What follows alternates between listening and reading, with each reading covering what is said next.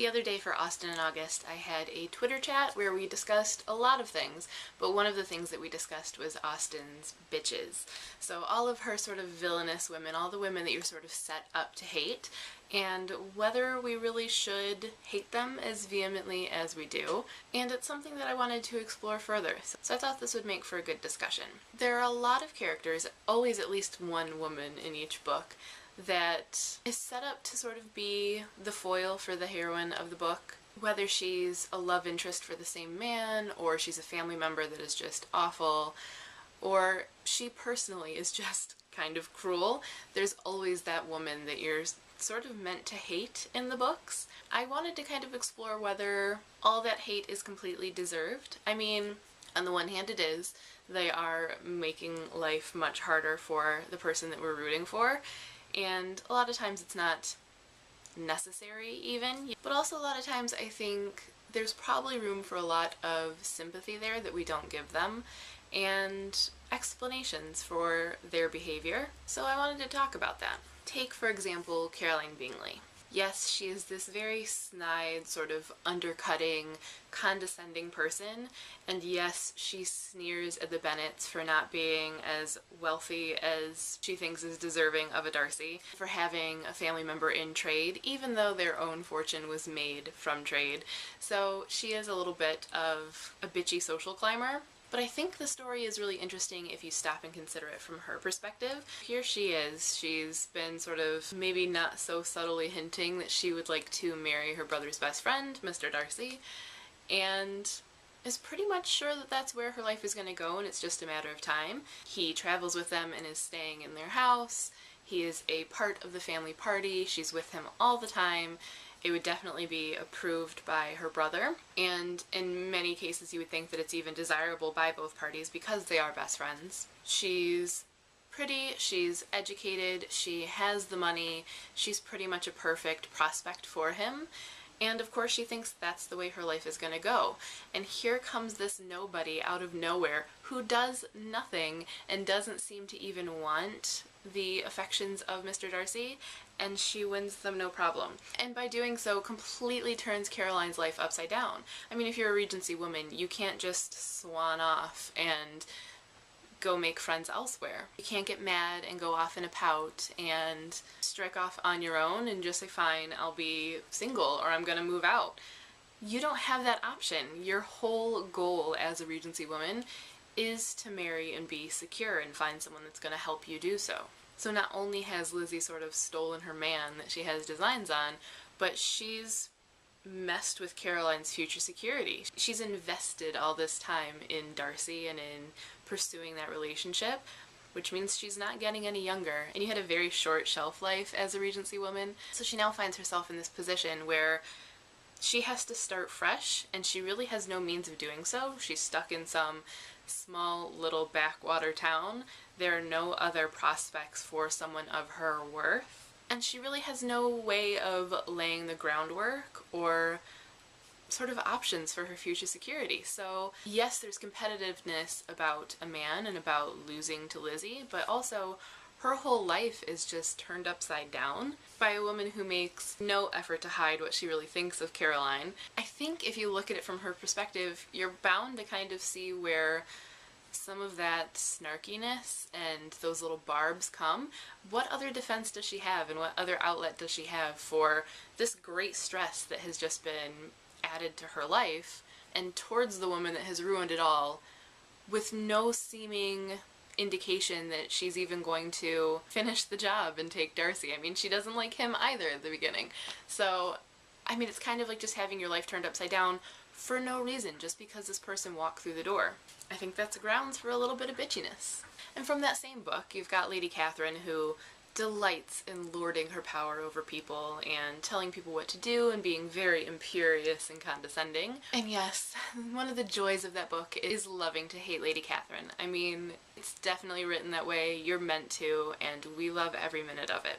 But at the same time, here you have a woman who is running her own estate, has inherited everything, is very powerful, is very wealthy, and is in a position that a lot of women don't have in that time. Absolute power corrupts absolutely and all that, but can you really blame a woman for sort of reveling in the power and the authority she has in a world where chances are she was going to have none. Moving on from Pride and Prejudice, one of the most hated women possibly in all of literature, but definitely in all of Austen, is Mrs. Norris from Mansfield Park, and oh, that woman is a piece of work. Much like Lady Catherine, she really delights in managing people, subtly playing puppeteer and getting people to do the things that she wants them to do.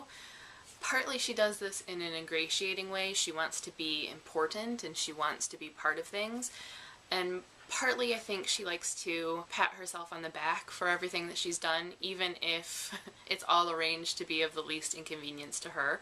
In fact, we would have no story without her, because it was her pulling strings that got Fanny at Mansfield Park in the first place, even though she pretty much makes Fanny's life hell for the duration of the novel, and all of Fanny's life leading up to that point. Mrs. Norris is a hard one to excuse away, because she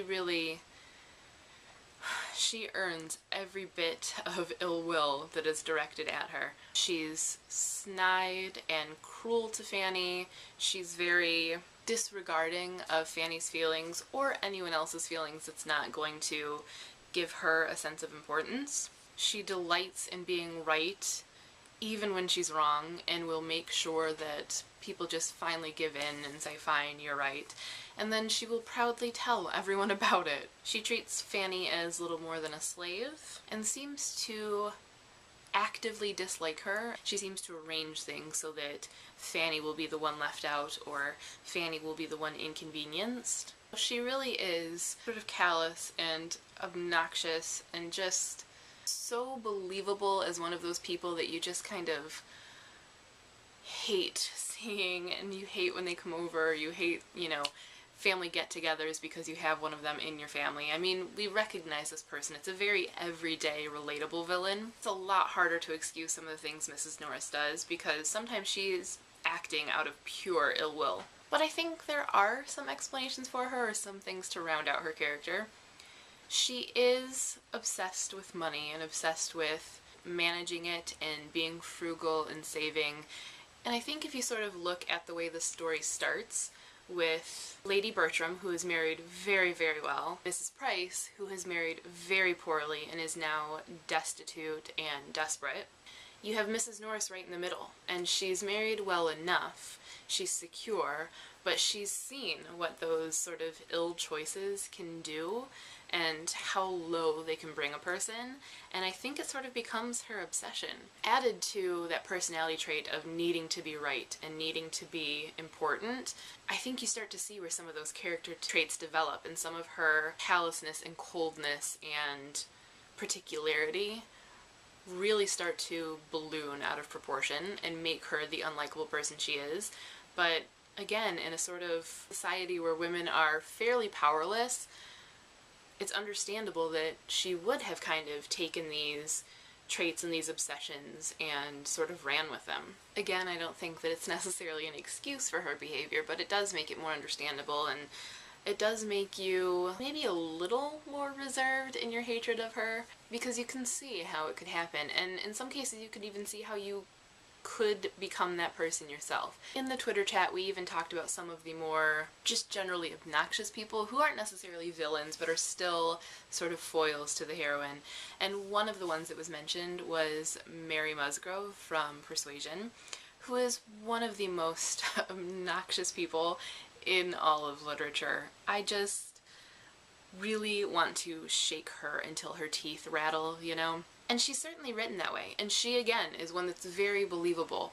She's very melodramatic and always wants pity, but even if you pity her, I mean, nothing's gonna come of it. She's not gonna be satisfied. It's always woe is me. It's always I'm the one that's suffering so others can have their joy, which is just pure BS, and everyone knows it except apparently Mary. Though she's not villainous and she doesn't ever do anything to act against Anne or thwart Anne's, hopes and dreams, she's still meant as this foil to set up Anne and show, the contrast and how much Anne has to put up with, and also how much Anne is not like her and is not about trying to seek attention and pity and woe is me. In the Twitter chat at first, I was saying I have absolutely no sympathy for Mary, and I don't think I ever could. She's just one of those people that is perfectly calculated to make me absolutely dislike them across the board with no sympathy. But then one of the ladies that was participating in the Twitter chat said, well,